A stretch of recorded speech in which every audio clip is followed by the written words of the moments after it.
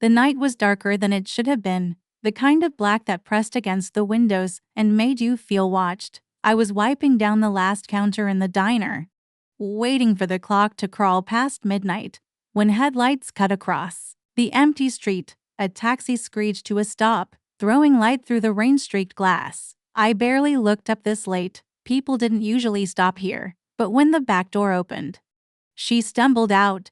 Her heels clicked unevenly on the wet pavement, a glittering dress clinging to her like it had been chosen for a different night, a different life. Mascara streaked her cheeks. She leaned against the lamppost, clutching her phone with shaking hands, muttering to whoever wasn't on the other end anymore. "Fine, I don't need you," she whispered, voice breaking, before tossing the phone to the ground like it had betrayed her too. I froze, rag in hand, watching from behind the glass door. I should have turned away, not my business. But she wasn't just drunk, she looked broken. She swayed, whispering, "I don't want to go home." Something in me shifted.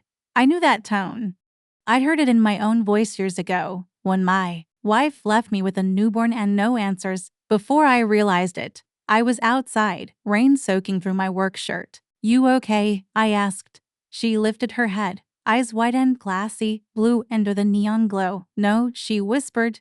"Just that." I should have walked away. Boundaries, I told myself. Protect your daughter. Keep your world small and safe. But then she nearly collapsed, and my hands shot out, catching her. She was cold, trembling. "Come on," I muttered, guiding her toward my truck. "I'll get you somewhere safe." It wasn't smart. It wasn't planned, but sometimes the storm chooses for you. The wipers kept time as I drove, heater whining, rain and old coffee in cab. She sat small beside me, arms clamped across her ribs. The glitter on her dress looked like armor that failed. "Clara," she said when I asked. Then, Lore, Vance. The name tugged a memory. An article at the parts store about Vance. Tech hiring 1,000. I kept my eyes on the road. She stared out. Distant. My place sits 2 turns off the highway, a creaking porch and a tired screen door. I killed the engine. Inside smelled like dish soap and Mia's cinnamon cereal. A nightlight glowed in the hall. "It's not much," I said, "but it's safe." She looked over the sagging couch. "The crooked lamp I mean to fix. The coffee table carved with Mia's initials. Crayon drawings line the wall. Stick horses. Sons. A shaky dad." "I can't go back," she said. "Not like a home or like a building that owned her. They'll ask questions. They'll tell me to smile." Her voice thinned. "They'll write a statement and call it healing." I fetched a clean t-shirt and a blanket and pointed to the bathroom. "Change in there. I'll put your dress in the tub." When the door shut, I stood at the bottom of the stairs, listening to Mia's breathing above. Every rule I live by says keep the world out, but some nights the world slips in, soaked and shaking. She came back barefoot in my shirt, mascara gone. Without armor, she looked both younger and older. "I'm sorry," she said, twisting the hem. "Tonight I was a headline waiting to happen." "You're safe here," I said, feeling the promise settle. I made the couch and then dragged the armchair to face the stairs. "I'll sit right here. My daughter's upstairs. She doesn't need surprises." Her eyes went to a paper star, taped to the banister. "You made that with her," she bossed. I said, "I tied the knot." Clara smiled real. "You have a home," she whispered. "I have square footage." I almost told her to call a car. Redraw the line instead. I clicked off the lamp. Sleep. Rain softened to a hush. Upstairs, my girl turned in her bed. On the couch, the woman who owns half the skyline curled small. And in my chair I kept watch, counting spaces between thunder and breath. Morning sunlight slanted through the blinds, striping the living room where Clara stirred under the blanket. For a second I almost believed last night was a dream until I heard Mia's small feet padding down the hall. I straightened fast, but she'd already spotted the stranger curled on the couch. "Daddy," she whispered, tugging my hand. "Who's that?" I opened my mouth, but Clara sat up, hair tousled, still in my oversized t-shirt. Her eyes widened at Mia, and for the first time since I'd met her, she looked unsure, vulnerable in a way that went deeper than smudged mascara. Mia tilted her head, studying her like she'd stumbled across a fairy tale come alive. "Are you a princess?" she asked. Clara blinked. "Then God help me," she laughed. Not the polite kind you hear in boardrooms or on TV interviews.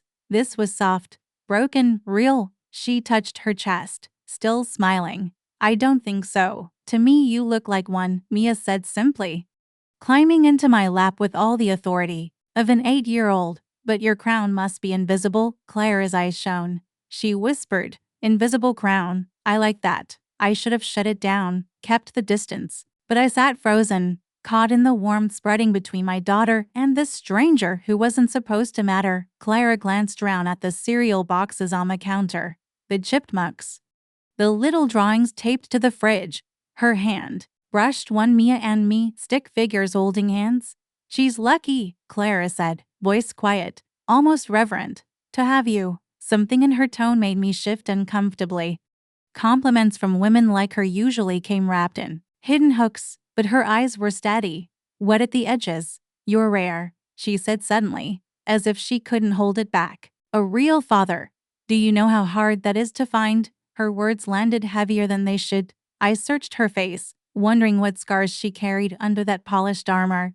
She looked away quickly, like she'd shown too much. I kissed Mia's hair, telling myself this was temporary, that soon Clara Vance would vanish back to her world of glass towers and billion-dollar contracts. But as the three of us sat at the kitchen table, passing toast and orange juice, a dangerous thought crept in. What if she didn't?